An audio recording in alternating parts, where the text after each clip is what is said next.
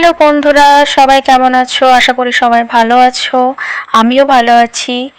So আজ আমরা এসেছি আম্বুজা সিটি সেন্টার মলে। বাই দ্য ওয়ে, শপিং করতে কিন্তু নয়, এসেছি ফুচকা খাওয়ার জন্য। মলের ভেতরে একজন আঙ্কেল ফুচকা নিয়ে বসেন। আগে ওনার কাছে ফুচকা খেয়েছি, খুব সুন্দর বানান উনি। তো অনেক দিন ধরেই ইচ্ছা করছিল, আসার সুযোগ হয়ে ওঠেনি। তো আজ ফাইনালি এলাম। তো এখানে রয়েছে আম্বুজা নিউটিয়া। তো চলো ভেতরে যাওয়া যাক।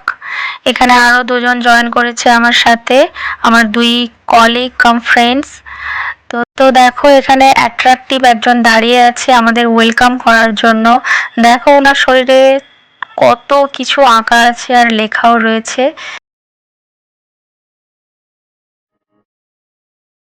এখানে দেখো খাদিমের শোরুম রয়েছে।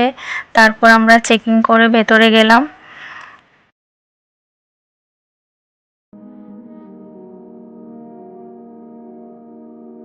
নিউ ইয়ার আর ক্রিসমাসের জন্য কত সুন্দর করে সাজিয়েছে এখানে।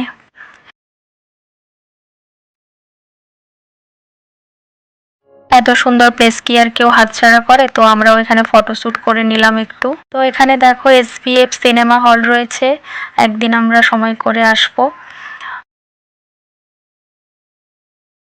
এখানে দেখো কত সুন্দর সুন্দর স্ট্যাচু রয়েছে। আর এই হলো আমাদের সেই ফুচকা দোকান। বাট দোকান আজ বন্ধ, সত্যি আজ কপালে ছিল না। ফুচকা খেতে এসে ধোকা খেলাম আজ, সবার মন একটু খারাপ হয়ে গেল। এখানে সামনে একটা প্লেস রয়েছে, খুব সুন্দর সাজানো গোছানো একটা রিফ্রেশিং প্লেস। বেশ একটা পার্ক পার্ক ভাইবস আসে এখান থেকে। তাই আমরা এখানেই কিছুটা সময় স্পেন্ড করার জন্য গেলাম। খুবই সুন্দর, চারপাশটা একেবারে সবুজে ঘেরা, খুব সুন্দর প্লেস।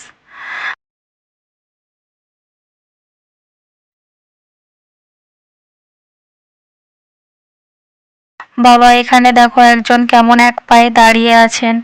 এটা দেখে না আমার সেই ছোটবেলার সেই কবিগুরু রবীন্দ্রনাথ ঠাকুরের লেখা তাল গাছ কবিতার কথা মনে পড়ে গেল।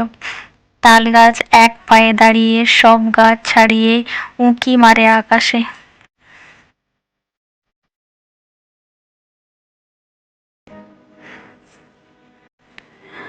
আর এখানে দেখো সূর্যি মামা এই ঠান্ডাতে একটু কমফোর্ট দেওয়ার জন্য মাথার উপরে এলেন। ও চারপাশটা কতটা সুন্দর রয়েছে। সামনে রয়েছে ডমিনোস। এখানে দেখো এটা কে, উনি বোধহয় শপিং করতে এসছেন।